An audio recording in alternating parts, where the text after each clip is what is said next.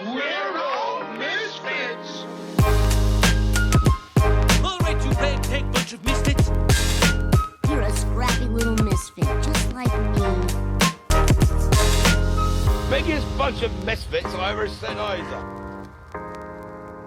Good morning, Misfits. You are tuning into another episode of the Misfit Podcast. Full Goon Squad back in the house. Hello, gentlemen. On today's episode of the podcast, we will finally talk about percentage work. Maybe. And RPE and all that good stuff. And if we don't, then maybe it's a running joke. But we'll see what happens. As always, the best way to support this podcast is by heading to our show sponsors and using the codes, or maybe even better, heading to misfitathletics.com to get signed up for your individual programming needs, teammisfit.com for your affiliate programming needs, sharpentheaxeco.com. Use your favorite athlete code. You save 10%, and the athlete gets 10% towards their journey in their competitive season. And properfuel.co. Use the code word misfit. Before we get into the serious stuff, as always, we will start with live chat. Who's up, gents? What's going on? Hunter, I want to tell you about something funny I heard yesterday, and that's how you troll Palmer Higgins in class right now when you remind him that Theo whoops his ass in squash. I thought that was the fucking funniest thing I had ever heard. For those who don't know, Theo's a great member here, not the most coordinated when it comes to CrossFit, but the fact that he just wipes the floor with Palmer might be the funniest thing that I've ever heard you use for a motivational tactic. Just You're gonna don't have to forget tell people what squash is. They're not all either. New It's a England vegetable, elitists. I think. Isn't it like racquetball, basically? Yeah, I don't know. Pickleball? Theo Yeah, invited me to go it's play with similar. Hunter, him, and I've never Palmer actually. soon, and I have like Theo I'm gonna invited embarrass you? myself. Oh, he goes. he wants told me yesterday. He was like, you and Palmer and him. That's like, what he I don't wants know how to do. sure. Yeah, I mean, Swat a fucking fly with their eyes Theo's closed. great. He's your assessment of his coordination within the gym does not necessarily does not give you the confidence that he's a world-class squash player, which apparently he is. And Palmer's a very good squash player and very athletic, but he to be fair, I did kind of get him back a little bit because he was talking. I was like, Theo was like, his squat mobility is below average, I would say, for lack of a better term. And he was like, what about is Palmer's pretty good? Like, I don't remember the exact conversation that it got to that questioning, but is like, well, how's Palmer's? He's like, is he pretty tight too? And I was like, actually no, Palmer squats very well. He moves actually very well for he just moves very well, period. For a while. Theo was kind of I was New going to England say that, elite. but I was like, no, he moves well, like he's athletic. Doesn't need to do all the workouts as prescribed, but he moves well and is athletic. Theo kind of scratched his head. I think he was a little disappointed that he didn't have both that someone else who played squash wasn't also suffering from squash is the issue. poor hip mobility. Yeah, it's not squash, Theo. If you play squash, that's the problem. What is the skill set in squash that would let you become a world class at playing squash and also not be athletic at all when you? So I thought about this too. I was like, I was trying to think about like what sports, like in what professional level sport is the professional is like the player exceptional at their specific sport, but at the same time not athletic. CrossFit. Oh, sorry. Nice. What sport? Yeah, it's like and obvious that kind of it's like what's the definition of athletic? But it's like, okay, is there anyone in the NFL who is really good at being a professional football player but is not athletic? No. Probably not. You could even like a 300-pound lineman is like Those dudes are exceptionally so nimble fast and in the athletic NFL. for So that athletic. size. But it's like, They would win sprint day at Misfit Gym, and it would be the wildest shit you've ever seen in your life. Yeah. That dude weighs 350. How the fuck That is refrigerator that can possible? run. Yeah, fucking train coming, better get off the tracks. Every once in a bitch. while, you see like a pulling guard in the NFL out there running at a very similar speed as an NFL tight end blocking, and you're just like, the physics of that are so terrifying. Yeah, it's like so hockey, I'd argue, like you can't be unathletic and be a professional hockey player. Basketball is probably the same thing. Football is the same thing. Can you be unathletic and be in the MLB? There's been people in the MLB that have gotten to a point where they're not Kenny athletic, Powers? isn't there? Like Right? I mean, fat they're old like pitchers and shit. Like obviously, like there's an exceptional level of skill required, but there are also Sure. a lot of MLB players who are extremely unfit and out of shape. It's like, is that person? Are they I mean, athletic? you look at I think the weird thing here is whether we're taking into consideration their version of athlete IQ, because like Tom Brady was basically just smarter about football than everyone else that was on the field. He was very big and had a good arm, but like by the standard of his peers in terms of raw athleticism, didn't have it, but his hand-eye coordination and decision-making speed was so much faster than other people's. So like, does that come into play? Because one thing that you hear about like professional golfers, NASCAR drivers, is they will beat you in a game of pickup basketball. They will definitely beat you in like a game of pool. Like they're so elite and at this level that like basically it's like the thing where people say someone should be sent out at the Olympics that can't run fast to show how fast those people just are. like an average person. Next Exactly. To the, Yeah. Like when people ask me how good I was at sports, I was like, I was good enough to find out how terrible I was. I actually got to like be around other people who were good and go, oh fuck. Yeah, you get I'm to from Scarborough, sniff Maine. what I'm it's not like good. to truly Exactly. be elite, Yeah. and it's like, wow, A lot of people don't get to that level where they get to find out that they're not good. They're just a big fish in a small pond. The one kind of mean thing that I could say about this conversation is there are some sports at certain colleges where they're like walking around asking you to be on the team. Like I remember people being recruited to row crew at UNH. Rowing at base. Like, you're tall. Like, would you like to, you know what I mean? Like that sort of thing. Just pissed off the whole rowing community. Yeah. Get rid of that singlet. How'd they get I into actually that have community? Somebody context asked a little bit here for the squash thing. So I was at like an Airbnb or something in Cambridge, Massachusetts, like 15 years ago, and there was a crazy the Airbnb snowstorm. have a squash court in the Airbnb. Like feel like that's a so place. crazy, the snowstorm, no chance of being able to drive home. So like extended the stay. And there was the like national championship tournament or some shit was at Harvard for squash. And it was like Harvard versus Yale versus Princeton. This is who you thought it would be. Yeah. Now, the only thing I'll say is you could tell that they were Ivy League students. Fucking That was like vests and that was button-ups. like part Fuck's of it. that And they- supposed to mean, Drew? And it Why they was got to be Ivy very- League students? It was Why can't very they just be impressive, students? but you could see the intellectual prowess at Slacks, work on the Dockers. court. They also, Ted, one way to put it is how mobile do you need to be when you're boxed into a closet playing a sport? You know what I mean? Yeah. Like they run like 2 inches that way. You're and not fucking- traversing very much. Exactly. Yeah. So it looked like you had to really know your shit. Like there were people that looked faster and seemed like they had pretty good hand-eye coordination that were being outsmarted. Like it was kind of fascinating to watch. So the skill like, set there is is a brain very and hand-eye high coordination? intellectual, yeah, and quickness Built too. for the sport. Change Well, of to- direction, but like Yeah. really, really short bursts. Short, even they're if I'm the owner of 1 secondworkout.com, they're like half a second workout.com. It's crazy to watch. It is impressive though. It's like when you watch people play badminton and you're like, why are you swinging that hard? The cock's only going like a quarter of a mile an hour. Shuttlecock. I fucking love badminton.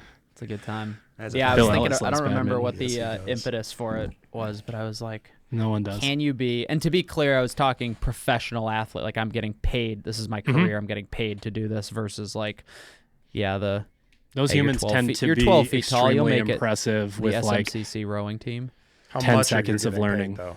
Is this like you're talking major sports, or could it be like a ESPN3 cornhole Ocho. tournament on the No, weekend? I think it's like it has to expand to outside of like the four major sports. Probably try not to, I'm probably not going to keep synchronized fucking ribbon waving from the Olympics in that conversation. You but could probably be a really good You don't golfer know. and not be super athletic, like traditionally athletic. sure, yeah. Just if you have like your swing But at pattern the down. highest and- levels, the amount of power that those guys have is crazy. Who's that fat drunk golfer? That guy has got some power. John Daly. Yeah, John Daly.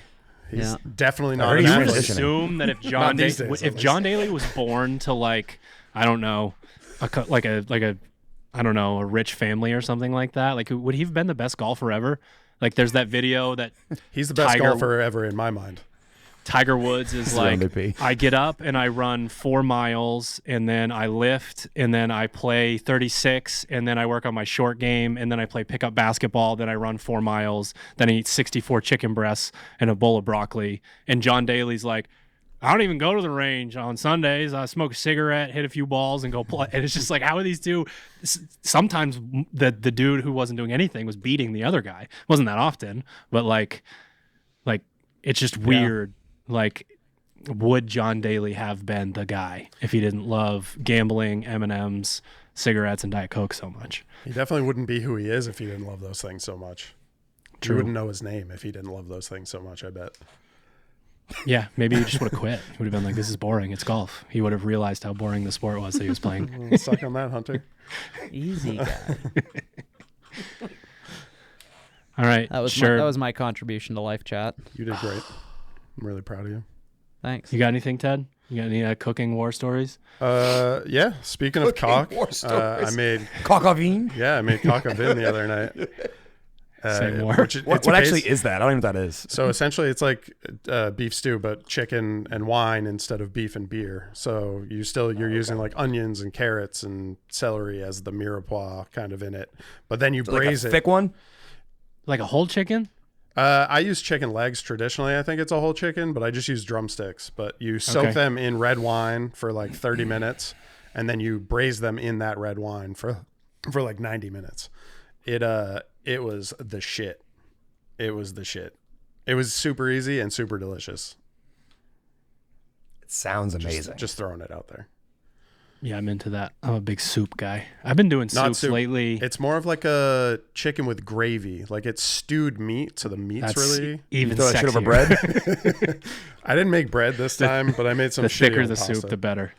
That's what I say. Yeah. How I've thick been- does it have to be before it's no longer soup though? You gotta chew through it. Like Is it really Jello. chew? You need your teeth to get through it. I could go for some beef stewed Jello cubes. Like jiggly Jello on the buffet line, but beef stew instead. The fuck did you just say? I think that might Sounds just like some happen fucking Wonka if shit. you Beef- like strain beef-flavored stew Jell-O? and then let it Yeah. cool, right? Yes. Yeah, I dumped my It's stew pretty out. gelatinous. Jello. I dumped the leftover you. cock of vin out, and it was like a tube I'll of show you. jelly. Come over to my office. I'll show you a cock of in. Yeah, you will. What the fuck You is got a whiny happening cock in there? right Show you his Shower? beef jelly. A whiny. Show you his beef jelly. Yikes. Yeah, I'll give you a beef Jello now? cube. Just to let the people know, we were talking about pee pour overs before this podcast started, so this is kind of the direction that we're Cheers. heading in. Falling into a groove here. My life chat is I just want to talk about. There's only one NFL football game left, which hurts me a sucks. little bit. The meme of Pablo Escobar and Narcos just sitting in the different places at his mansion when he's by himself. That's me the Sunday after football season ends. So I guess saw that one of would the- be me this Sunday because there is no game, but I at least get to think about gambling. You watch the I Pro saw that Bowl one with game? Lions fans. It's just a guy in a Lions helmet doing the exact same thing, and I'm just like, God damn, that's so brutal. They is. fucking really botched the end of that game. That's sad.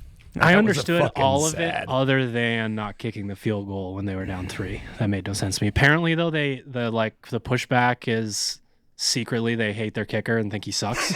And maybe he does. Fuck, I just can't imagine. His not name's taking points. Badgley and he's got this like French to Harvard? looking slicked back hair. Yes, he's a squash player actually. He's That's why a that player at Harvard. Fucking Dockers and fucking button-ups and Who's going to Patagonia win the vests. Super Bowl? Super Bowl predictions right here. Patty coming at you. Patty Mahomes. He's gonna win again. San Francisco. He's too fucking good. It sucks to say. I don't want him to be that good, but he's that good. Yeah, I don't know. He wins. He's a winner. I watched Good answer, the Hunter. last Yeah. quarter of Yeah. the first of the early game. You have to participate. Who do you think is going to win, Hunter? Chiefs. The red team. Go red team. Even I'm not that fucking stupid, Sherb. Christ. Just say fucking red team. You're not wrong. Fucking red. I think the NFL script has the Chiefs winning, so smart money would be to bet on the Chiefs, but I'm still really pulling for those Niners. They're underdogs, aren't they? I think they still are. Actually, the line might have moved. I think there was super heavy betting on the Chiefs. I feel 'Cause they like were there's a plus money. direct proportion between conspiracy over the NFL being scripted and the legalization of sports gambling around the The country. Chiefs are thought you were gonna plus say 2 right marijuana. now. Wow. I What made a bunch what, of money Ted? betting on Tom Brady, and I just switched it over to Patrick Mahomes, and I got to Hunter, do I a thought you were lot gonna of say I the told you so legalization of last weekend. marijuana. No, I don't think that. That makes you care way less about NFL football. Yeah, Not true, more. True. Not more. Yeah, I think I'll probably take. I know you guys are asking. I think I'll probably take the Chiefs straight up. I'm very curious. I might even go negative. I might even give the Niners a couple of points. You just bet on Tom Brady when he's in the Super Bowl, and now you bet on Patrick Mahomes when he's in the Super Bowl, and you win more than you lose. Math. Fuck. I'm just saying. Also, as a Steelers fan, they are not good enough for me to hate the Chiefs yet. Like, I can see, like, same conference, if they were battling it out, like, that's when you start to hate them. Like, I feel like you guys probably don't hate the Bills in the same way that you used to during this whole run. I don't hate the It's not Bills. yeah, it's not the same. We won more games in their stadium. Who than they did. fucking cares? Yeah. Well, like, it doesn't really matter. But the Ravens, on the other hand, fuck the Ravens. Boy, they had a great and game plan too. I eh? knew in my heart of hearts that they were going to lose. Yeah. They run the ball better than anyone in the NFL all Let's year, do it and they 6 don't run the times. ball against a team that doesn't have a run defense. It makes sense, really, if you think about it. Yeah. Air it out. Air it out. I felt bad for Zay Flowers, though. That's brutal. That fumble. Dude, that punch out Snead had after he got fucking flexed on was so goddamn Unreal. amazing. Yeah, he gets it was. fucking flexed on. He sees you at the one and he just punches the ball out into the end zone. Dude, you couldn't. That's scripted, Hunter. That's like fucking poetry So in motion beautiful. right there. I did was see so that. I great. was like, All that was part a of the sick script. fucking punch. Do you see the fucking That people shouldn't make it have up been and a flag, put the though. Lombardi It's as so the dumb. football and he punches Lombardi out of his hands. No, that's what a great That's so troll. good. Is the NFL in a with like Tom Brady retiring, like, or I guess over the last like couple years, there's been like a drop in the number of like generational NFL players, maybe, or like the like Just the ones we grew up with. peak That's how level. it goes. So yeah, I was thinking about this the other day because the NHL right now is in like a golden era of just like absurd talent, generational talents left, right, and center. Is the NFL dropping? No, it's Is the like opposite. the overall quality lower because we No. don't? There isn't like the Tom Brady in the NFL right now. There has never been a deeper roster of star quarterbacks in the NFL than there is right now. Like the Mahomes, Allen, Burrow, the way that Stroud played this year, like Hurts is incredible, Lamar Jackson's incredible. They play kind of different, but no, I think the level of what they ask of players up through the system has created more people like Tom Brady, and then Tom Brady championing like not being the traditional like flashy athlete that used to be more of a big deal is probably part of that as well. But like they take that actually started with Chip Kelly, I think, was the first guy to like, they actually thought it was an invasion of privacy that he was doing things like a Whoop or an Oura Ring. I don't remember what the wearable was called back then, but I think that was when he was at Oregon. Like that's when that all started. Like they haven't been looking at sleep and nutrition and like how your weight training affects you and all that stuff at the like high school and college level and the NFL level. And that's trickled all the way down now. So I think more people are put into like a system where they can thrive a little bit. But yeah, the quarterback play in the NFL right now is the best it's ever been. It's fucking bonkers. And I would hate to be a quarterback in the AFC because you might be, it's like the Ryan Lochte to Michael Phelps thing. Like Patrick Mahomes is on pace to be the greatest football player ever, if not the second. And like all those other guys could be like 4th, 5th, 6th, 7th, 8th all time, and it won't matter. But there's just too They'll much just of a keep gap. losing. Yeah. They'll just keep losing, which is funny. Oh, poor. It's like Peyton Manning back in the day. Sorry, bud.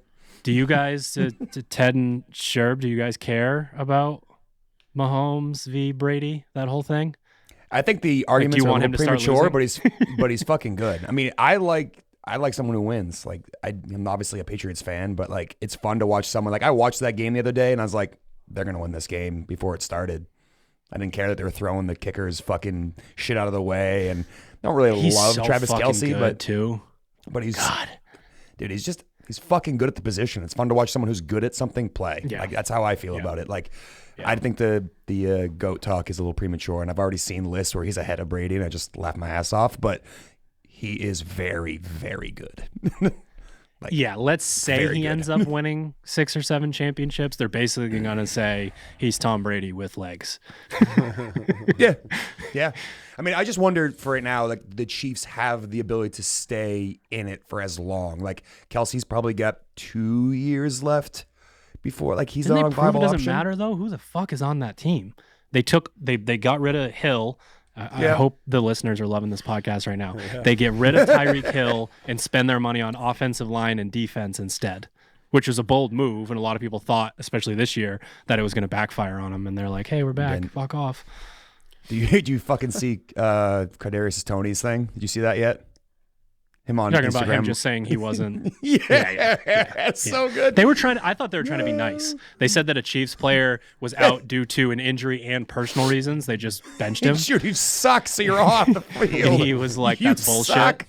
That's bullshit. I'm not injured. And they're like, dude, We're trying to Suck. help you. Sorry. we're trying to help you get a contract next year, maybe. You're on the Something wrong like that. team. Yeah, they're worse with them on there. All right, gentlemen. We say Our NFL you're podcast welcome. now Yep. concludes. Yeah. We say you're welcome to the people who like football, and we're sorry to the people who don't. I want to talk about the world of percentages versus like whether they're strict, whether they need to be like 87.5%, when that makes sense, and then potentially connecting the introduction to a lot of companies riding the wave of using RPE instead of percentage-based lifting. I'll open the floor to you guys to start, just to see if there's anything specific that you want to jump into. Obviously, I have a bit of a direction that I want to take this in, but when you guys are programming, maybe think about it from a remote coaching standpoint. When you guys are programming and you see given percentages, do you ever adjust them to a range? Do you ever tell athletes to do certain things based on feel? Do your athletes know what to do on days where the progression's not going to happen, that sort of thing? I mean, go ahead. The answer is yes, I will adjust those percentages for athletes. I am pretty confident that my athletes know that if the one single at 90% followed by a bunch of reps at 70 to 80%, whatever, if the 90% isn't happening today, it's as heavy or as close to 90% as you can get. It's not throw the baby out with the bathwater and cancel training. I think that the broader conversation of percentage work is, I think it's very useful. I think the higher the level, the longer the training age of the athlete, the more useful percentages are. For a newer athlete, for a less experienced athlete, for an affiliate athlete, I think it's a little bit of hit or miss, and it goes down to just training age.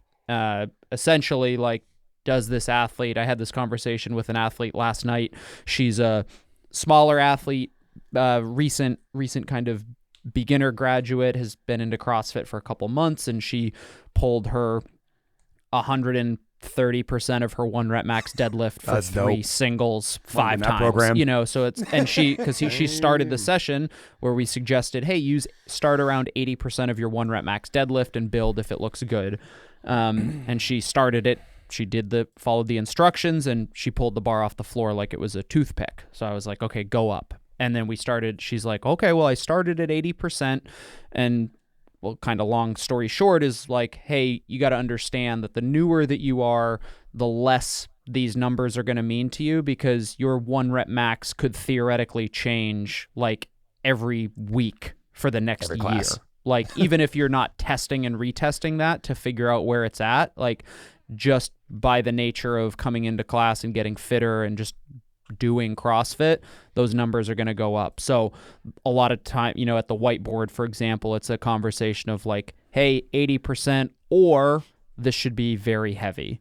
I think that the RPE thing is then potentially useful for that reason. I would not probably give an RPE rating to someone like Kelly, unless it was like we were really like going by feel or something like that for the week, because her numbers are solidified. We know roughly what her, you know, true 1 rep max is, her training max, and then can make informed decisions based on percentages there. But there's the whole host of considerations of like, is this a fast twitch versus slow twitch athlete, which I won't just like steal the fucking mic here for the next 30 minutes, because that's about how long I would take to talk about it. But to kind of get the ball rolling, that's where more experienced athlete, older training age, percentages are generally pretty useful, and I think actually more useful than RPE, because a percentage at least attaches an objective number to it,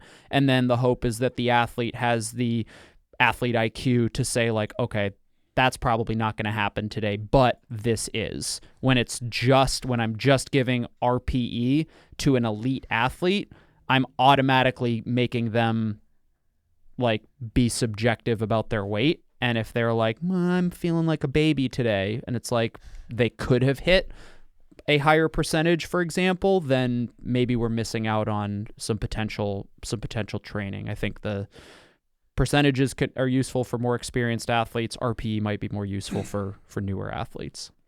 I ask myself what the goal of the session is, and that's the lens I see it through when I tell the athlete how to approach. So for a lot of my athletes, the movement quality isn't at the level that it needs to be, so a range makes way more sense. So I always have like a caveat there. It's like, hey, it says 70, 80%, but it's like, if it doesn't look good and feel good, it can be less. And essentially, I want you to send me how you are moving, and when things look good, we'll worry about how exactly dialed in those percentages are. So like, unfortunately, sometimes a little boring to work with, because I'm like, I don't like the way it looks yet. Stay right there. 115 is the weight for the entire session. Don't go up. And they're like, it's 67.5% instead of 70. I'm like, yeah, I don't care. It's more important on how you move, because that's what's going to allow you to access your strength. And most of your issues with these barbell movements are skill-based. You're plenty strong. Your pressing's great. Your deadlifting's great. Your squatting's great. Your skill level is the reason why you're not progressing in these lifts. So let's stick to the skill kind of focus and not worry about percentages until we get the skill dialed in. Yeah, I think percentages just don't accommodate that. They don't accommodate movement quality. They don't accommodate fast twitch versus slow twitch. They don't accommodate certain like very specific like instances, but they at least put you in the ballpark. That's how you do it, not what you're doing. It's kind of the way I think about it. Sure. Yes, but there's another side to that same coin. So I run into issues with athletes who have a either very large weakness or perceived weakness within barbell movements. There is, at a certain point, an implication of being impatient as an athlete if you have a massive weakness. And I find that strength, especially in males, becomes a really big issue, because they think to lift heavier, they need to go so heavy all of the time. And it's like, hey, you're not that strong and you're following your own advice in perpetuity. Can we try it a more traditional way?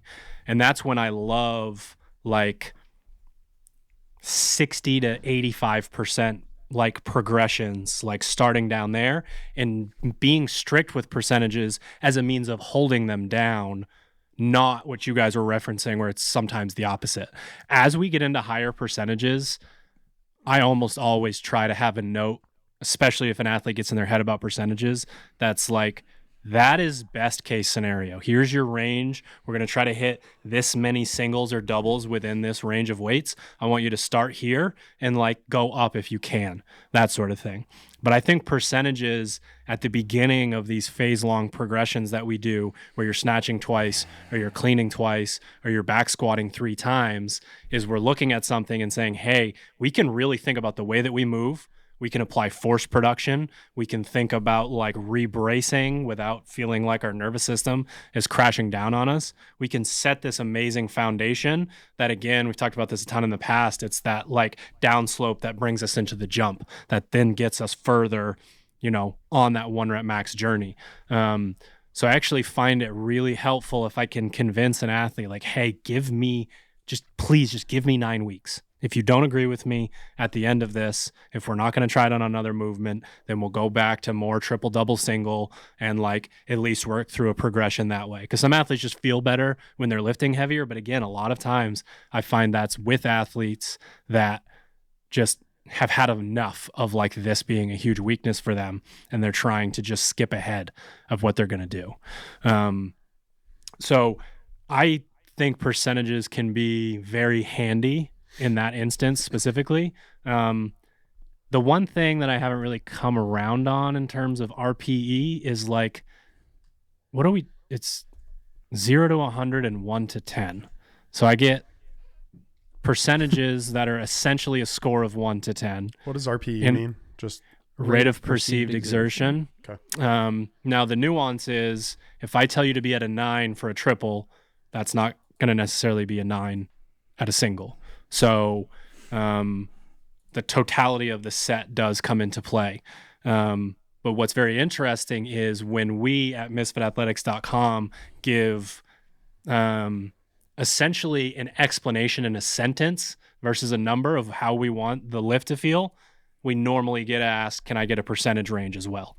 So when we're like heavier than, if it's 3x10 deadlift, heavier than you would go in a Metcon, but we can't have form break down at all towards the end of the set. People will still be like, can I get like, what are you guys thinking? Like between 50 and 80?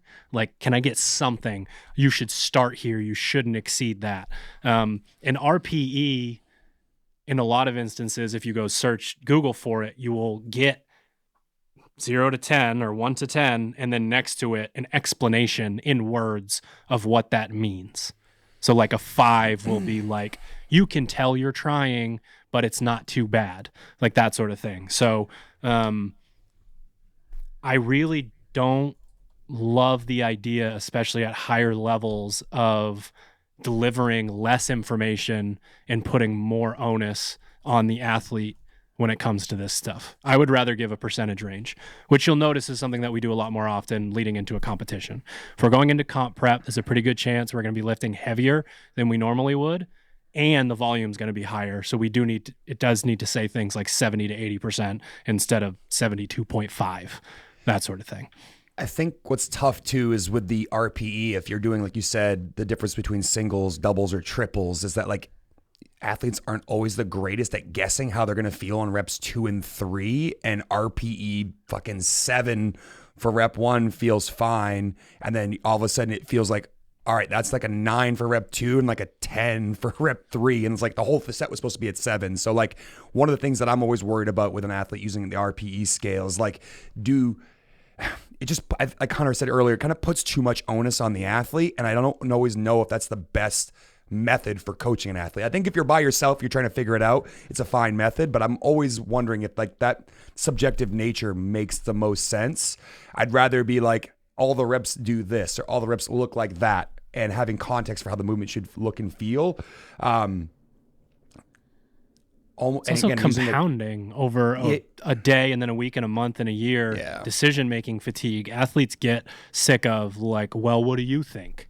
There are a lot of instances where they're like, I'm going in to do the work and I want to know how many sets and how many reps. And like, yeah, a range is nice because some days I'm not feeling it. But like having them essentially write the workout for themselves in certain instances adds up over time for sure.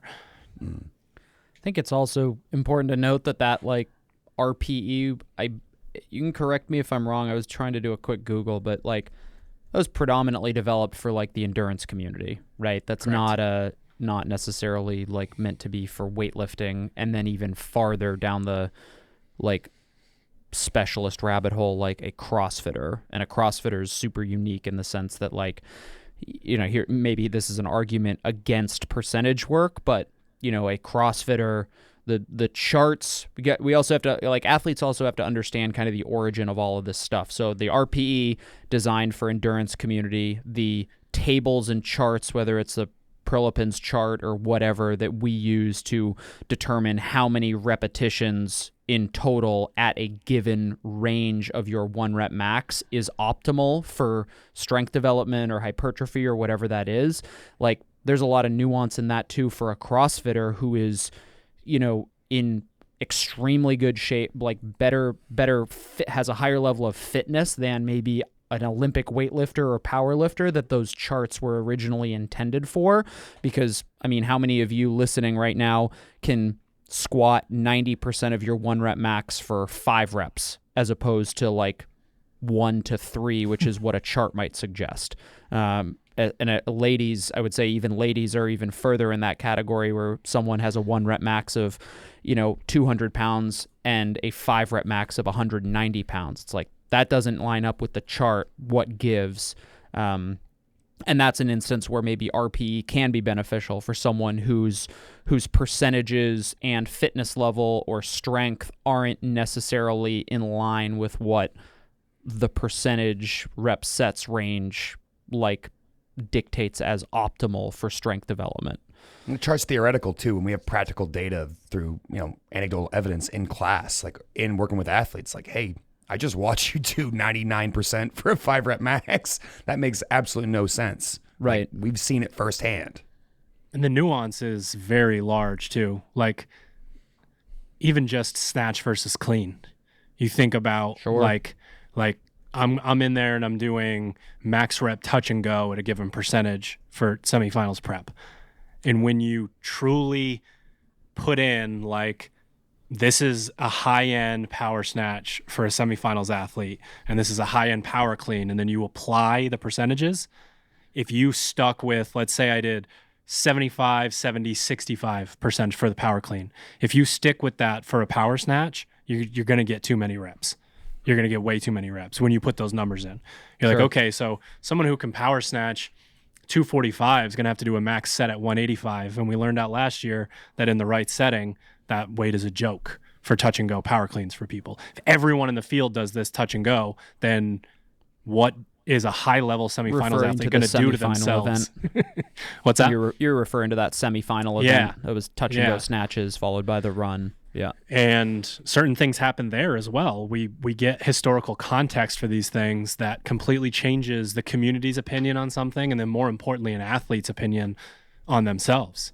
Like, if we had done max reps touch and go at 185, certain athletes would have gotten 7 to 11, and it would have been really hard for them. And then they watched everyone go in those first few weeks, and they were like, "Oh, you just do 10 because I'm supposed to." And then they go and do that. You know, they get their nervous system all fired up. And I'm not saying that you could do that every day, but I definitely prefer, in place of RPE, an explanation of what we are looking for within the actual set itself. And the further down the line you go, the more explicit that you need to be. And in the affiliate setting is great because you get to have that back and forth with an athlete. You get to say the sentence, and then when they go, huh? What'd you just say to me? You go, all right, so next week we're doing sets of 7 at 115 in the Metcon. Could you do that unbroken? And then extrapolate out, okay, does that mean this is 135? Does it mean this is 155? Whatever it is. So I am actually in the process of changing some of the way that we write the percentages and word them for next year's strength stuff. So starting in like phase 1. And it's essentially a combination of the two ideas. There's it's like almost like the break glass in case of emergency instructions are around. Because I do see people in Discord get really wrapped up in percentages. I have games athletes that will just murder triples and doubles Like they'd probably notice if I put 115%, but they might hit it. And then we get into single territory and it's like 92.5, 95, 97, something like that. And it's just like, I don't have it today. And it's like, well, it's kind of a coincidence. You haven't had it the last 64 times we've done 97.5, but when you're doing triples at 90, you're fine. So I think it's important to understand that for different areas. I don't think percentage work is perfect. But I do think it gives athletes the type of marching orders where they can go into a session and just get to work and know, hey, if like the powerlifting community, for instance, uses a training max. So they do percentages, but a lot of them have like the number that they know they could walk into the gym and hit for a single every day. And then like the one where they're like having their coach slap them in the face and doing smelling salts and God knows how many milligrams of caffeine they're on, like that sort of thing. So they have two different sets of numbers that they work off. And in their quote unquote off season, it's all training max based. And then when they enter like a training camp, like a boxer or a UFC fighter would, then it's like, okay, I need to start working back into my actual percentage range. And that just goes back to what Sherb said. Like, if we're using a training max, it's probably the off season, and there's probably an insinuation that like, I want that to look really good. I want you to be able to work on the actual lift itself. I want to see some speed at the lower percentages so that we know what it feels like to really drive against the bar. So yeah, I think there's definitely ways to improve on the way that you write percentage work with the actual instructions for them. But I have not made the leap in my brain to the fad of RPE in lifting. I like the mantra of like shapes and positions, then speed, then load, volume, all that other stuff, complexity. I think that's a really good way to think about it if you're someone who's new in the sport and trying to get good at this particular sport, which rewards movement efficiency over basically everything else when it comes to any of the movements, specifically when it comes to weightlifting and getting strong and have the adaptation. Like, first you need to be able to get into the positions that look like the positions that the elite level athletes are in. And if you can't get in that makes way more sense than worrying about if it's 80% or not. Get in the good positions and shapes, then work on moving quickly with the barbell through those shapes and positions so that it looks, even if you're using a 65-pound barbell for a max snatch right now, but it looks perfect, that's way more valuable than the 135 where you're walking across the gym with it. It just doesn't translate to getting better at the movement. So create the shapes, add speed so it looks like the full, heavy movement with a light barbell, and then worry about adding the load and the complexity and the other things. Like, that's the progression you need to be on. Otherwise, you're just setting yourself up to have a lower ceiling in the future. That's what's really fun and kind of fascinating about when people come to us that have been in the sport for enough time to get to the semifinals level, to get to the games level, and they don't move very well, but they have a lot of requisite strength in GPP. If they buy in, when you get them to a point where they start to, like, true student of the game, I know exactly what is supposed to happen in the snatch and what it's supposed to feel like, and then you put those two things together, it is wild. And like, I'll give the literally just the old school snatch complex that we used to do: power position, pause, snatch, low hang snatch from the floor. Like, can you continue to add one variable and get a little bit better? And you see an athlete who snatches, a woman who snatches close to 200 pounds, like finally having it click at 115. I know for a fact that we have completely changed the way that they move and what they're going to be capable of in Metcons, on other lifts, even on other movements, just because of body awareness. And that's all about going back to exactly what you're talking about, Sherb. Like, getting back to that place where it's like, I know what this looks like, what this feels like. There are a lot of athletes at a very high level who do not know how the movement is supposed to go.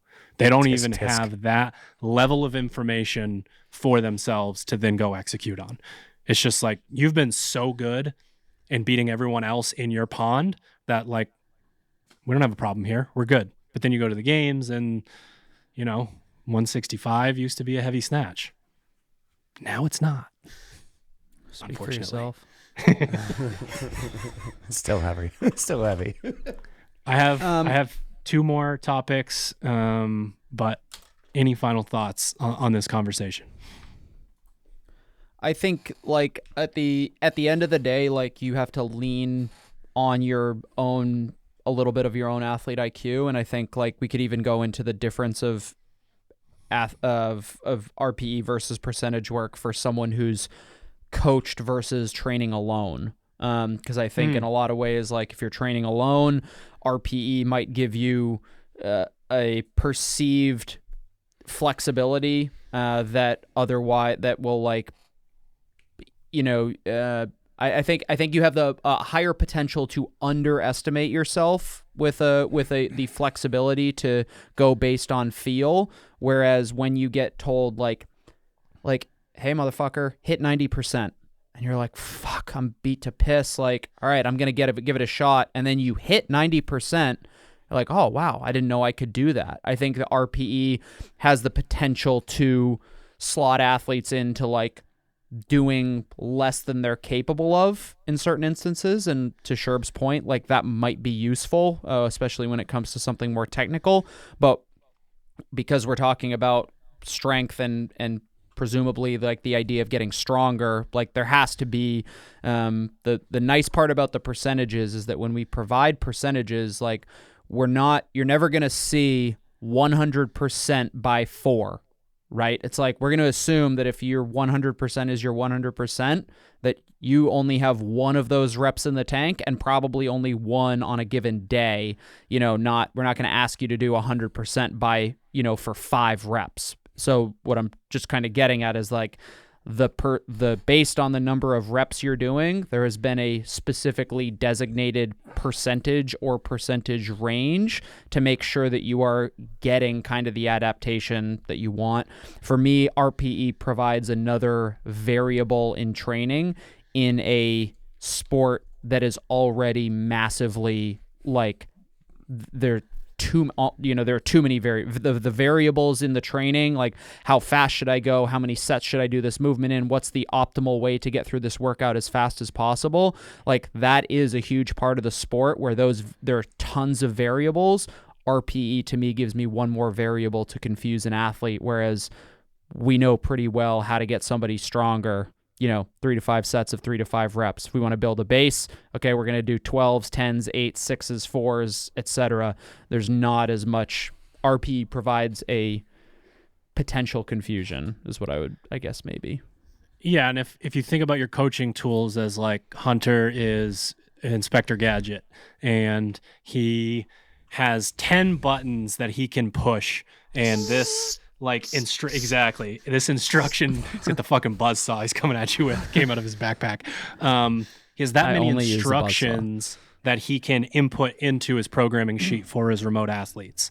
If Hunter was to Inspector Gadget a cell for the general public that goes into Fitter, and you have 10 options of how to attack this thing, it's not going to go well, right? Are you 1 through 10? Choose one. If you are this athlete, here are the 10 instances of where we would say, you know what, for this athlete, it's actually just a heavy 3. I want you to do a heavy 3 today. You're going to get 5 chances in the next 5 weeks to do a heavy triple. And you might be the kind of athlete that goes 80%, 90%, 85%, 75%, 92%, or something like that. And then there are the athletes that very much need to be like, hey, I actually think your 1 rep max is bullshit. Like, I'm getting rid of this and adding 5%, and you're never going to know better unless you like went on to Fitter or something like that. Sherb seems to think that if he goes and takes a piss right now, that Hunter and I aren't going to be able to fucking jabber on the entire time. You guys can't handle it. Is it FOMO? Take a tinkle, Sherb. I'm about to need a jug. I'm gonna tell you how to get to the CrossFit Games. Guarantee you're gonna miss it. Yeah, let's lay out how Sherb could get to the CrossFit Games right now. Yeah. Anyways, that's one of the things that I felt like a path that you might have been going down that you were going to allude to. Like, there are too many instances of things and ways to personalize and coach an athlete that you cannot put out onto a program that's going out to hundreds or thousands of people. It's just information overload. It's too much. And again, the decision-making fatigue. There are games athletes that early in their career really enjoy a level of autonomy. Like, they're like, you know what? We haven't done muscle ups in a while, and I'm going to do this fucking EMOM with this many calories on the even and this many muscle ups. And like, their testosterone's so fucking high that you're like, congratulations, have fun. And then 2 or 3 years later, they're like, I'm not deciding anything. I want to know. I don't even just want to know the workouts. I want to know the order. I want to know if you want me to do 2 sessions, 3 sessions, whatever it is. I want to show up and do the warm up that you tell me to do and then execute. And like, we can understand that from like the programming standpoint. Like when you're the one building the macro version, it can be pretty stressful. When you're the one where Hunter tells me, hey, it's toes to bar and thrusters and it's 6 minutes long, have fun. I'm like, hell yeah, this is sweet. I can go in and write a workout and do my thing. And I think that happens in the athlete realm quite a bit. The more we add on to stuff, it's like, hey, let's no more ambiguity with this shit.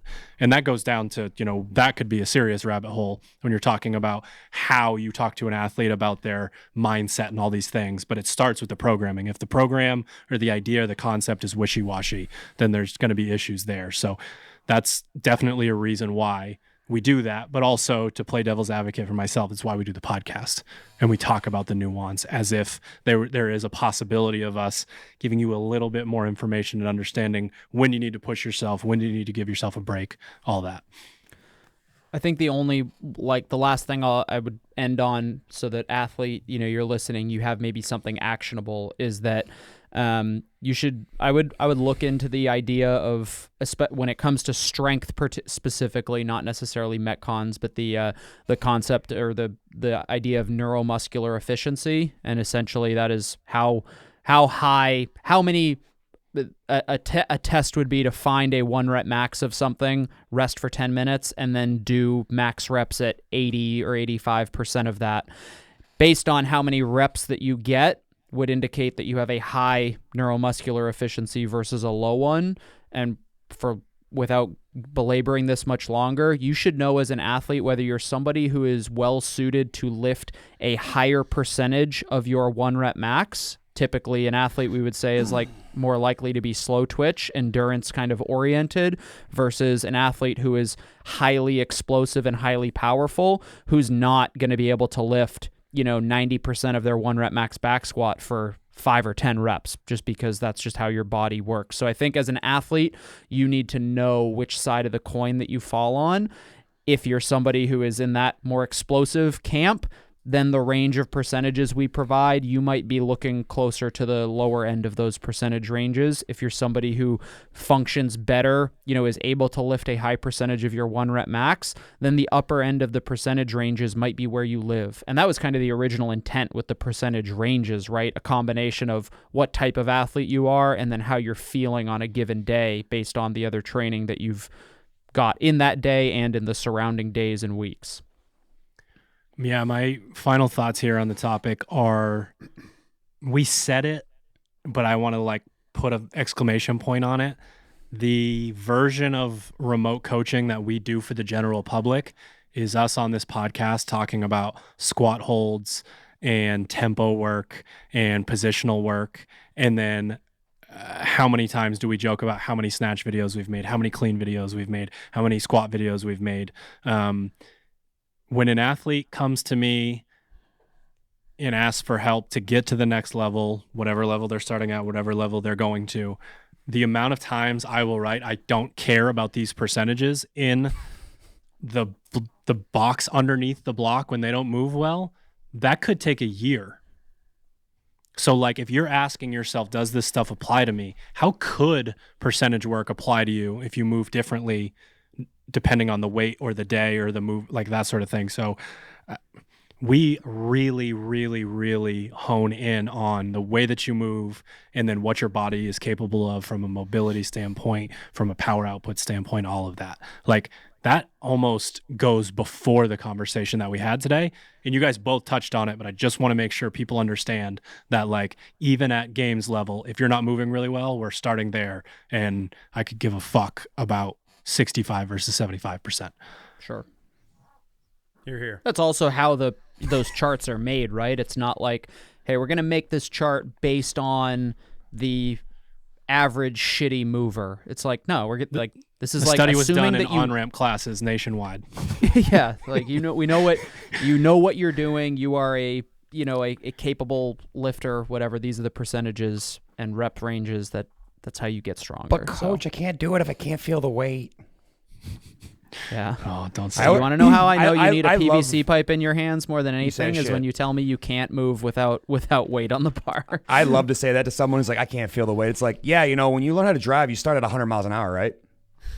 You just fucking floor it and see if you can get there, right? Good luck. Ed might have.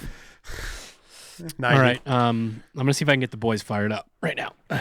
So in a positive way, Oh, So I was gonna say that shouldn't be hard. Wind it up. I watch a lot of no comments. Let me explain. I watch a lot of bodybuilding YouTube channels. And I watch them so that I can secretly get bigger. I watch them because I love some of the ways that they do particular movements for like accessory work. Like if we're trying to build supporting musculature, I just go to the people that are better at building musculature than anyone.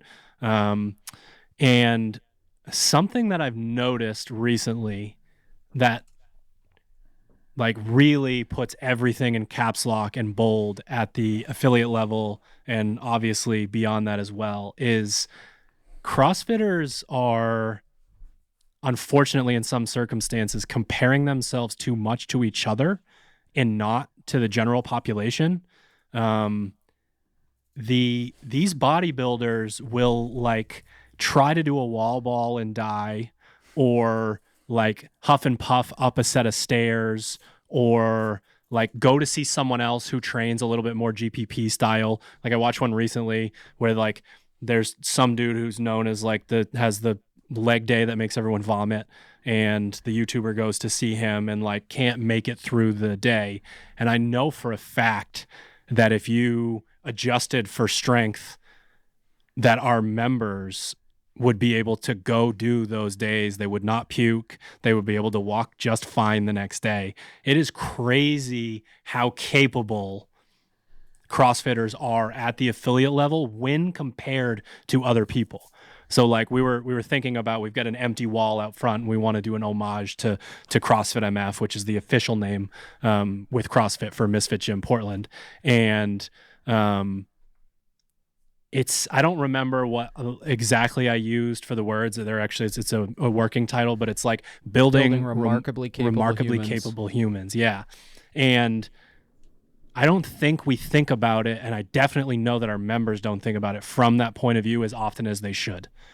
And it's like these weird times when you'll be on a vacation or something like that, and like everyone pops their top off, and you're like, I look like a bowl of mashed potatoes at Misfit Gym Portland, and I look like a fucking Adonis. I'm an Adonis. Yeah, exactly. Or like we have to like put the docks in every year at the lake, and it's like people are dying like walking into the water and like can't lift the thing up, and I'm fucking like clean and jerking the thing, and it's like everyone in this damn gym is stronger than me now, but like you have those moments where you realize it, when you realize like what you've done for yourself and your health and your longevity and what you're going to be able to do for the rest of your life. And I wish we noticed it more often and called upon it more often, because I'm talking everyone at this gym, and I'm assuming at just about every CrossFit gym around the world, when your baseline is no longer your score on the whiteboard, but like what percentage of the population are we? It's very small, very, very small. So like you're now comparing yourself to everyone, and it's like, holy shit, like people that look relatively fit, that exercise at say a Planet Fitness, they come in and do a workout like and go pretty hard, they're in deep trouble. Like they can't handle it, they puke, they don't want to come back, they can't walk the next day, like all of these things. On the other side of this, I was thinking about this yesterday morning as I was shoveling my driveway. It's like, fuck, how on earth can I lift 500 pounds off the ground, but this like 40-pound shovel feels like a goddamn mountain? Shovel And I is think it's 40 so funny. pounds? The snow was heavy yesterday. It I was thought some wet I thought the snow. opposite though. I thought Did you? about it from the perspective of like I was literally shoveling yesterday, but I'd already had this thought, and I was like, "What is this like for someone else?" Well, I'm it's sort of what I not was thinking kidding. too. I have Like, that, I'm I have strong, that fucking thought way more. Bad. I have that thought 'Cause way more. It was heavy. It was. I Heavy do as have fuck, sure the snow. thought, but I have that thought way more. That I'm like, Exactly. fuck, this kind of sucks for me. Like, and I'm just kind of bitching and complaining about shoveling Yes. right now. But Sure. like, Yeah. this is fucking impossible. This is impossible for like 60% of the population. Like, extremely demanding for like another 30, and like, fine for certainly a single digit percentage of the population.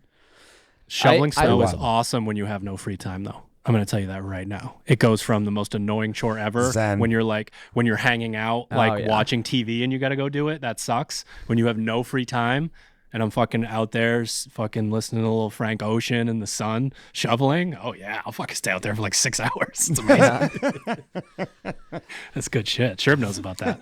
Sure do. Sherb knows. I listened to the Best Hour of Their Day podcast, one of the ones that Kyle shared about I don't remember actually what was the topic. I think Wasn't it was the whiteboard brief? Yeah, it was the whiteboard brief one. And they talked about the idea of like, and I think maybe Pat Sherwood was the one that they referred to. So this is like second order quoting here, but it was like, if you have a 300-pound deadlift, like you have more fitness than you're ever going to need. Like there's no scenario, there's almost no scenario in your life where like, if you need to pick 300 pounds off the ground, you're either doing construction or there's something wildly die. wrong in your life. Like You're about to like die. there's something real fucking bad going on. And alluded to the same idea like with Fran. And it was like, yeah, I've done a sub 3-minute Fran, and like in the context of what Fran can be done in the CrossFitter space, like a sub 3 Fran is like, oh, that's pretty good. Like RX athlete, but like it could be a hell of a lot faster. Like we've seen that happen before. And it's like if you think about it in terms of compared to the general population, like just think about what is required for a human being to come into the gym and perform 21, 15, and 9 reps of a 95-pound thruster and a chin over bar pull-up. Like every like like I would say the majority of the population, a single rep of either of those movements is not physically possible, right? And then we whittled it down farther to the people who like, okay, they can maybe do 12, 9, 6 at that weight if they had to. But like the point is like and it's not even like, oh, you have to be able to do a thruster and pull up. It's like, yes, but no. It's like you need to be able to display like full range of motion. Like you need to demonstrate like a certain level of hip, ankle, knee flexibility. There's the front rack flexibility component. There's the endurance component. There's the 10 here insert 10 general physical skills here. Like there are so many components that are just a bare minimum to entry just to perform the exercises. Then you compound like the complexity, then you compound the weight, and then you compound the concept of trying to do it all as fast as you can. And it's like we're fucking superheroes. And when you compare it to the general population, it's like how many people are capable of meeting 50% of the checklist items that are required to even sniff doing Fran as prescribed? And it's like, that number is in the single digits for sure, percentage wise. Maybe tenths of a percent, hundredths of a percent. Yeah. I love to use the windows in Wyndham because our windows look out on a parking lot that is shared with Planet Fitness. And I'm like, you're feeling sorry about your inability to deadlift 405 pounds? Go walk over to those windows and look out for like 2 minutes. Tell me what you see. It's fucking people on walkers, people barely ambulatory out of their car, walking to the post office. It's people fucking literally ripping a cigarette after the leg day at Planet Fitness. I'm like, you are an incredibly capable human being. And if you still don't believe me, drive 1 minute down the road to Walmart and walk around. Just walk around. That's all I have to do. Unpacked, See how capable you are. Some padded bike shorts from Amazon, and I opened the package and it says United States medium, Canada large. And I was like, fuck. We've gotten that big. We need our own sizes. We need National our size. own American sizes medium, compared to Canada. Damn. Triple X everywhere else Fucking in the world. brutal. I'd never seen that before. I don't know if that's like a thing, but I've according never to seen that, but- Specialized, that is the sizing now. So I'm a fucking United States medium. I'm a small American, which I guess if you look at the statistics, that's the case. Okay.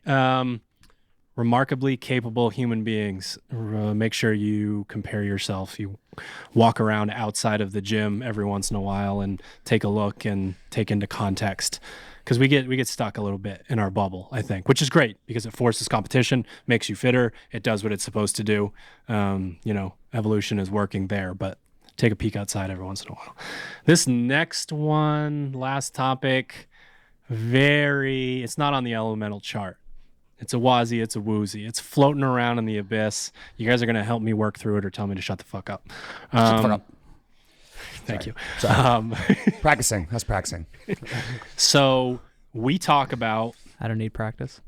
he doesn't. We talk about not skipping kind of the natural order of things.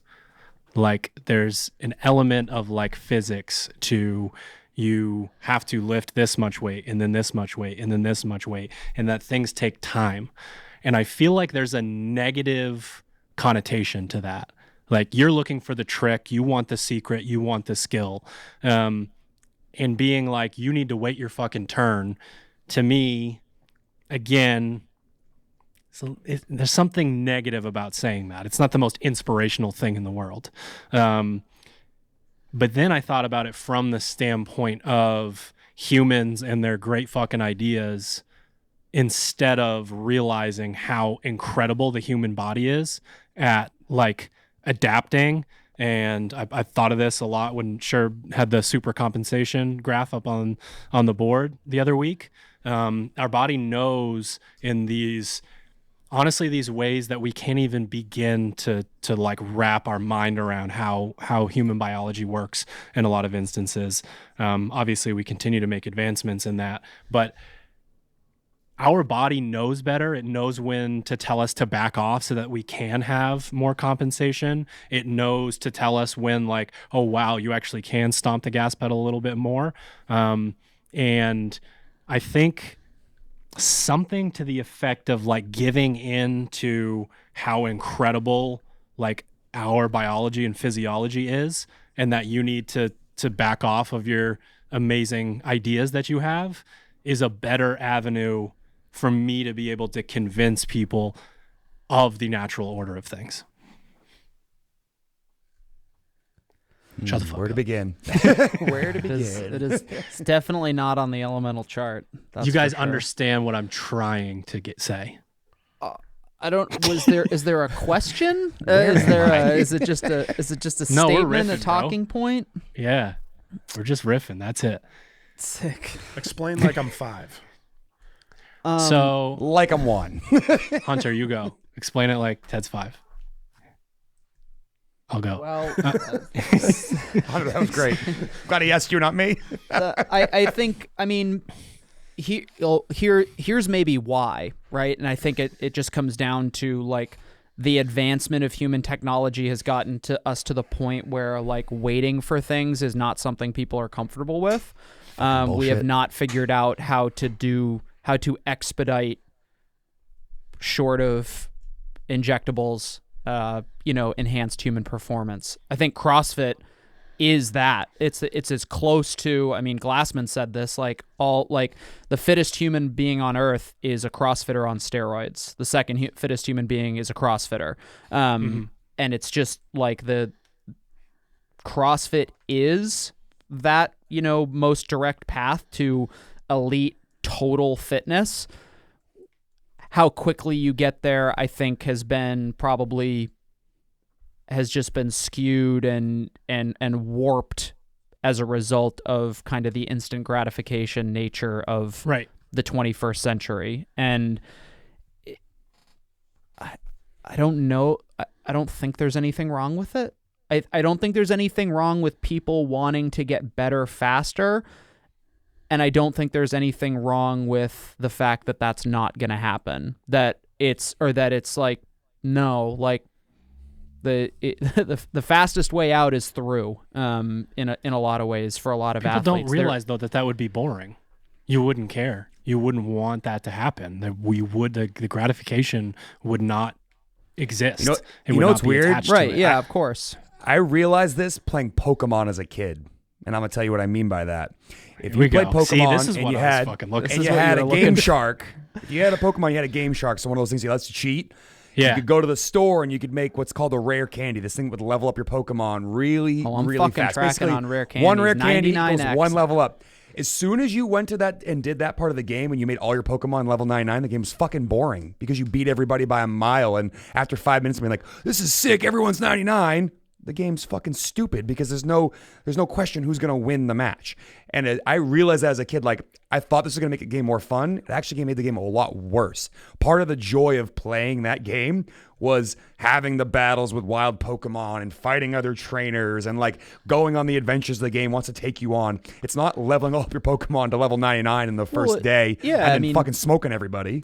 It sterilizes the original intention of, competition, of the, reward. Reward comes through some degree of sacrifice or, hard work or whatever it is. It's just like, that's why to me it just comes down to a lack of patience driven by, cultural stuff. It's the conversation of like, do we ensure that like everybody, like there's a level of equality across like athletics, for example, and it's like, what does that actually mean? And it's like, so do we eliminate the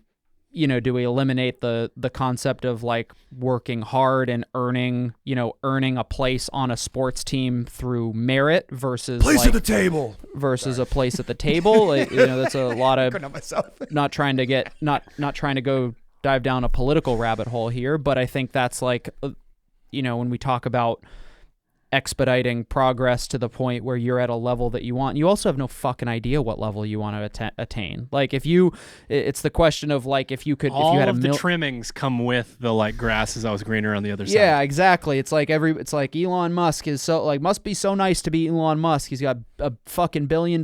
It's like, yeah, Elon Musk sleeps for like 4 hours a night, works, 18 hours a day, 7 days a week. Spends all his free time on Twitter. Spends all of his free time dealing with, whatever. It's like, you don't get one without the other. And when it comes to things like, expediting progress or attaining a level that you are not necessarily qualified for or haven't done the work to get to, I think like it would also be, I think like if you flipped a switch that said like, hey athlete, you can automatically be at whatever level you would want to be, I think everybody would be sick of it.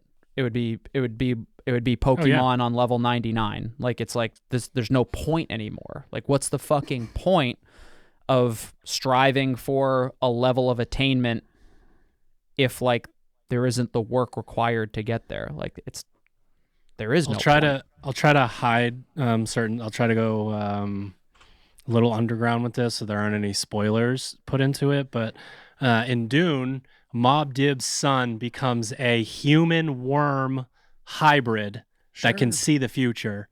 And it sucks because he knows everything that's going to happen and it's very boring and it's no good.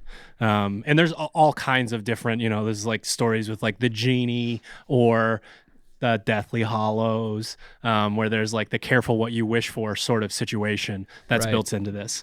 To bring it back to the original idea, basically, Ted, all I was trying to say was there's like this a negative connotation with like, you need to wait.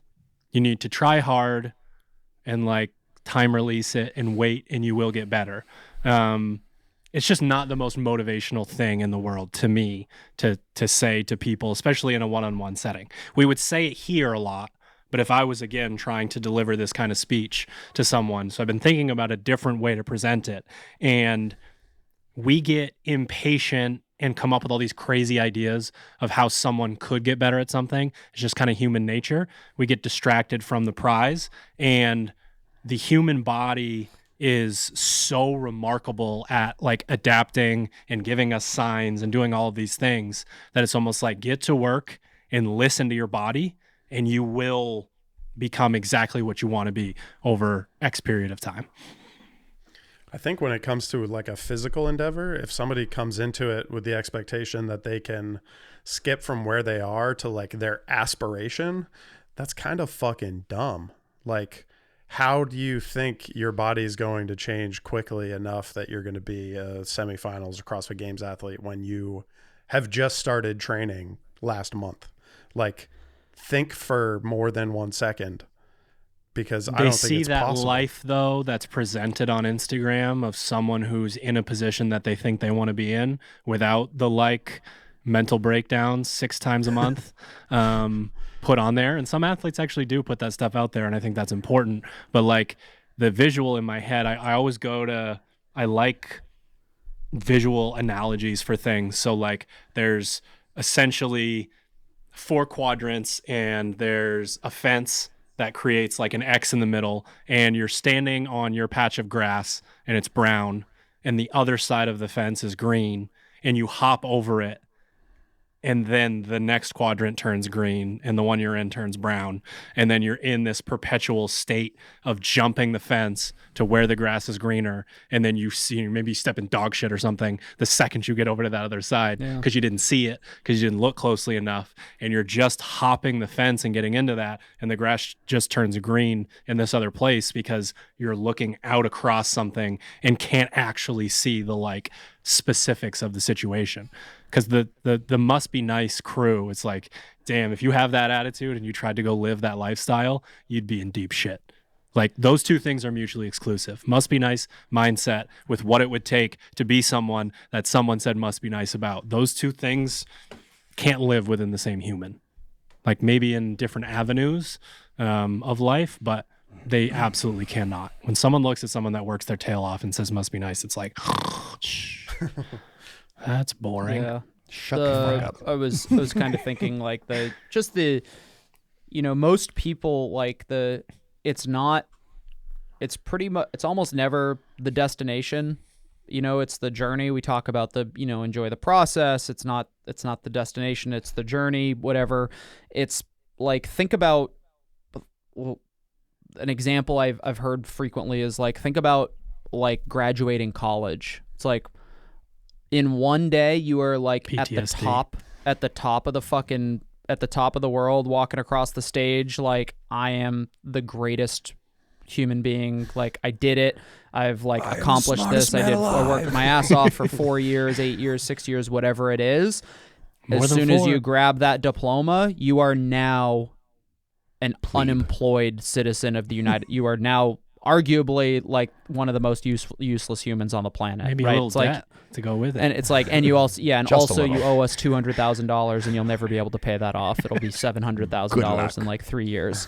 And it's like, what did you like?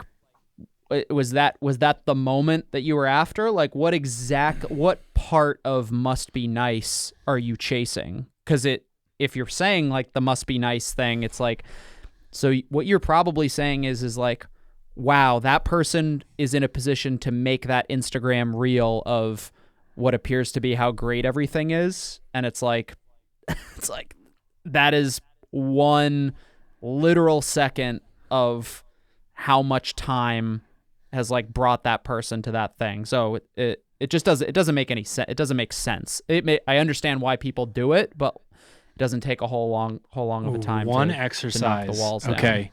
Here's what people need to start doing. Invite CrossFit Games athletes to come stay at your house for a week and see how tired they are at 7 p.m. and they have 1,500 calories to go, and they've got a Tupperware of fucking Beef and rice. white rice and ground beef, and they look Sorry, like what'd they're you gonna say? I fell dry heave. And then you go check on them in the morning, and they're doing their MF2 session in the basement.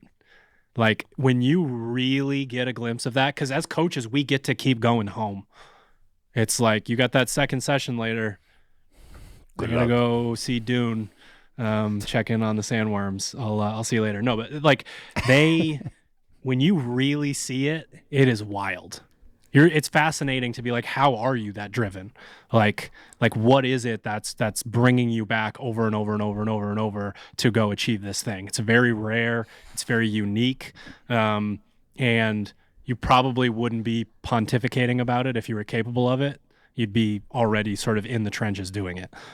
Yeah. I have seen some people make some pretty big changes, but there's usually like some massive impetus for that thing, some sort of self-discovery. So I think you're similar, Drew, in the regard that like you'd probably rather work with an athlete who has like the desire and passion but is a scaled affiliate athlete versus an elite athlete who has no drive, passion, desire, that sort of thing. And to me, it's like comes down to the top 10 games athlete came to me and it was clear that they were one of those people, I would not work with them. Yeah. And maybe that person doesn't exist because I don't know how you can even get to that level without a degree of passion and desire to like kind of enjoy what you're doing on a day-to-day basis. I think about conversations I have with members every once in a while. It doesn't happen quite as often, but is someone who like they when Caroline was walking around the gym more, you don't know what Caroline is. She's a fit fucking ball of muscle, and that is culturally for a lot of people like not something that certain like women in particular maybe aspire to for everyday life. And my response is always something along the lines of like, don't worry, you are in no danger of wanting to work I'm so hard scared enough of getting jacked. to be I'm so scared of getting jacked. I'm scared of I don't I want to turn into a build printer. How do I get tone? I'm scared to build muscle, and it's like I'm like, hey, don't worry. Like there is no possible chance that you are going to do what was necessary to attain that level of fitness. Do you lift weights 15 times a week? No? Yeah. Okay, you're good. Yeah, you want to be here 6 hours a day? No? Okay, hey, don't worry about it. Go ahead and do some heavy deadlifts. You'll be fine. You're going to be fine. So. All right, Ted. I think it's time for our voicemail question of the week. Ooh. You got something for us? What's a voicemail? Yeah, so I fucked around the other day and I put together a new podcast website. Pretty simple, not anything terribly crazy, but one of the features of it is that you, the listeners, can leave us voicemails. And if we like them, maybe we'll play them on the pod. So we got a question. Let me see. You guys ready? Yeah. It hurts. That was the wrong That one. was one of them. But that was the first one, yeah, correct? that was the first one we got. That was the wrong file. Is that Sorry. Hunter leave that one? Yeah, that was Hunter. Yeah. That was Hunter after the row bike piece last week. That listener didn't leave a Damn it. name. They just left the message that it hurts. So I'm not really sure who It they does. You're not wrong. are. All right, this question Can't we comes get trolled by this? This question This comes is so from great. not a runner. Hi, Same. I'm an affiliate athlete, and I've heard you talk about using the 15 minutes after class for skill work and how, over a week that can accumulate to an hour of practice. And I wondered if you felt the same about running. I want to increase my aerobic capacity and I want to get better at running. And I feel like 15 minutes after class is super achievable in a way that Maffetone doesn't feel super achievable for my life right now. But I wondered if you felt like I would get what I needed out of that, of increasing aerobic capacity and improving my running. Right now. It's like, I got the answer. I got it. All three of us are Pull string dying. on Yes! Drew. Pull string. Do it! Yeah, so actually the original context of that comment and delivered to our affiliate members on a pretty regular basis is warm up and cool down extra outside of a class, whether that be walking, jogging, biking, echo biking, skiing, rowing. You can actually add, it would be a lot, but you could add 2.5 hours a week. I try, if I have time, to go out there and That's jog. 15 before, 15 after, 5 days a week. That's where you're getting that. Yep. Check. I would basically head out to class because it's not realistic for a coach to have 30 minutes of this into class. So not only could you work on your running, but you'd also be setting yourself up in a lot of instances to have a better workout and have a better workout the next day if you are cooling down. Running has a little bit of a caveat to it where I would say I would probably maybe give myself 48 hours in between. So like if you came to the gym Monday through Saturday with one rest day, you could do like Monday, Wednesday, Friday, run, cool down, Tuesday, Saturday, whatever, on a machine, that sort of thing.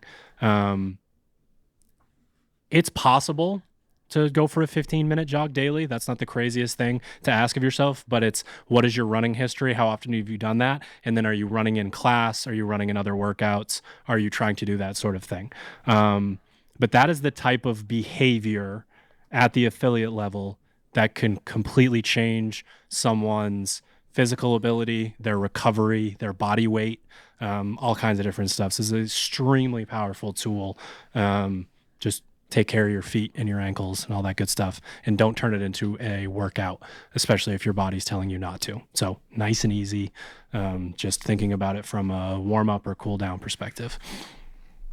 I think one other caveat I'll add to that is if the goal is improved aerobic functioning, I think there's probably a higher benefit to doing it before and after like a class that consists of a conditioning piece. So imagining like yesterday in class, we had 5 sets of 3 deadlift. I'm not saying like, oh, it'll be a waste of time to run to accumulate 15 to 30 minutes of running before and after. But I think imagine you've just finished a conditioning piece, a 15-minute AMRAP and, class dismissed, whatever. Your body is still in a physiological state of kind of like recovery, I guess, so to speak. Your heart rate is still elevated. Your physiological functions aren't necessarily back online yet. You jump on the runner and go for 15 minutes. I feel like that has, in a way kind of extended that 15-minute workout where, the 15-minute Metcon may have been at a higher intensity, but because your body's warm, like your heart rate is going to like very quickly get into a place where there is some benefit to the aerobic like system. Whereas if you come in cold, start running, it might take you 5 minutes to get your heart rate into a place and your body into a place where it like knows it's doing something like that. So that's a super small caveat, but I think that, if you were, like you said, Drew, coming in, planning out ahead of time, like, okay, this is a great day for running. This is a good day for the C2 bike. This is a good day to maybe not do it at all or something like that.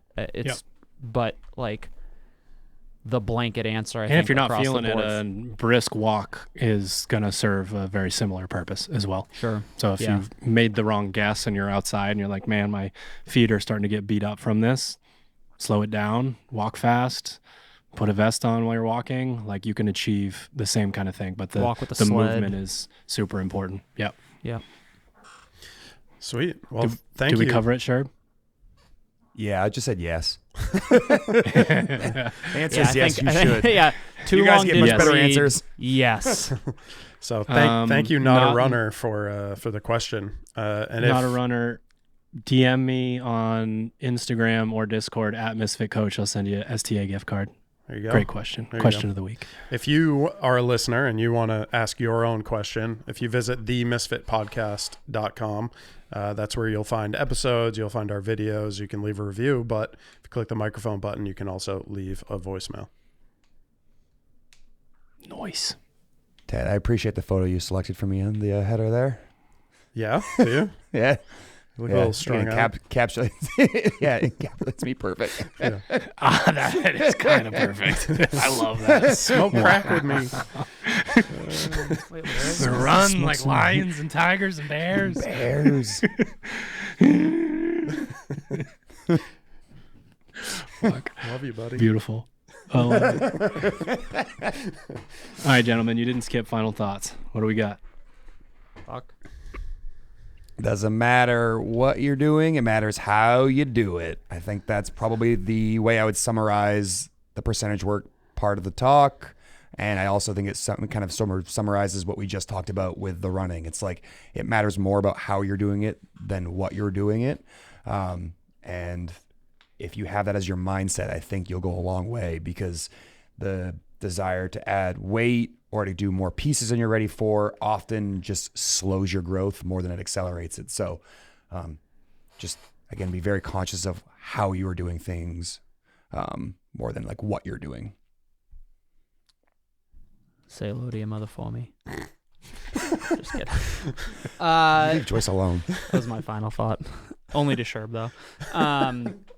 I think pretty much all of these topics, I was trying to think of anything that ties them all together, and you as a listener might be irritated to hear this, but it comes down a lot to you using your brain and thinking, not trying to make that a negative thing, like you don't use your brain, but when it comes to things like percentage work, like what should I be doing here? It's a lot of it is like understanding the context for which we are asking certain things of you, and then applying it in a way that makes sense to yourself. And ultimately, like, there's no level of personalization that we can put on misfitathletics.com that addresses your very specific individual need and desire for either greater level of flexibility in what weight you choose versus like, I want to be told exactly what to do, when to do it, and how to do it.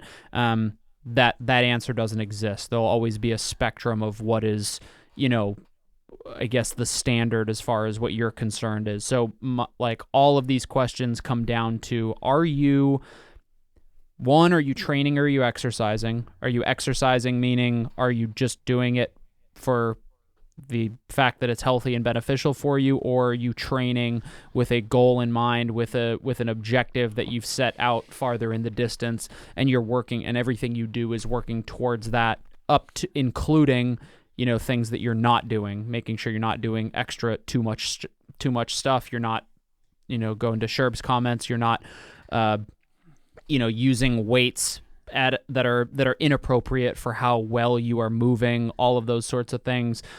This all comes down to an honest assessment of your current capability levels, what you want to get out of it, and then, like I kind of started this comment off with, like, use your brain. If you're listening to the podcast, there's a bare minimum level to entry of IQ that you've got to that you have to like be listening and understand and taking in the things that we're saying. And if you're doing that, then you are smart enough to at least apply this in a way that you either will learn something from because you did it wrong, or learn how to do it right because you're paying attention, you're taking notes, mental or literal. Use your brain. Say hello to your mother for me. Yeah, Sherb, say hi to Joyce for me. And when you are trying to improve on something, you need to identify a peer group that is going to drag you along and zoom in on that peer group. When you are sort of charting your course and looking back down the mountain and figuring out where you're at in the grand scheme of things, you do need to zoom out. People that listen to this podcast that are in that tiny percentage of people that go to a CrossFit gym or compete in the sport, you are remarkably capable humans, and you need to back up often enough to realize that. Again, what happens out on the rubber mats and comparing yourself to that group is what's going to help you improve. But if you ever get yourself to a place where you're just like, it's like, I'm the least fit person of the most fit people, like, that's not a negative. Like, I'm telling you right now from personal experience, that is not a negative, because you get those moments where you give yourself a little bit of perspective, and that just gives you a little pep in your step, and then you can just get back to work. You can go back to the whiteboard and be like, damn it, like, I should be able to add 10 pounds to my bench press, or I should be able to hold this row pace in this workout, or whatever. But make sure that you back up enough to realize where you're actually at. Because when I pay attention to everyone else outside of this group, I'm like, damn, these fucking people. Unreal. Dude, I could rant on that topic for so fucking long. Just like the next time you have that question, like the next grocery store you walk into, look at every single person and say, could this person do what I just did in the gym today? Whatever the class workout was, or whatever the Metcon was. No. Yeah, it's like, yeah, sorry, I need to take my scooter to go get the fucking Diet Coke. It's like, you like ask yourself, next time you walk into a grocery store, my context was bodybuilders. that couldn't. Yeah, basically you're do a saying walk GPP into workout. a bodybuilding gym Yeah. and find one person who could do what you did, and you're like, I don't know if there are many of them. Walk into a Walmart or a grocery store, and that is that is a representation of everybody, and find me a person who can do what you just did, whether it was a Misfit Athletics workout or a teammisfit.com affiliate workout. Find one other person in that grocery store who could do what you did, and get back to me. And if you find one, try to find a second one. Amen. Say hello to your mother for me. Ted, any Say final hello thoughts? 4 fucking times, Hunter. Chill the fuck out. No, I like the use your brain moniker. Just it applies to so many different situations. Just use your brain. Yep. Did we do it? We did it. Thank you for tuning into another episode of the Misfit Podcast, and thank you to our show sponsor, sharpentheaxeco.com. Use your favorite athlete code. You save 10%. They get 10% for their competitive journey. Properfuel.co. Use the code word Misfit. Misfitathletics.com for your individual programming needs, and teammisfit.com for your affiliate programming needs. We'll see you next week. Peace. Hey guys, it's Chad Scott. I just wanted to drop a line and say thank you for all that you do and all the content that you put out. I learned so much and grow so much as an athlete through watching and listening to you guys. Really appreciate the way that you guys make all of us feel like remote clients, and grateful to be part of the community. Catch you guys later.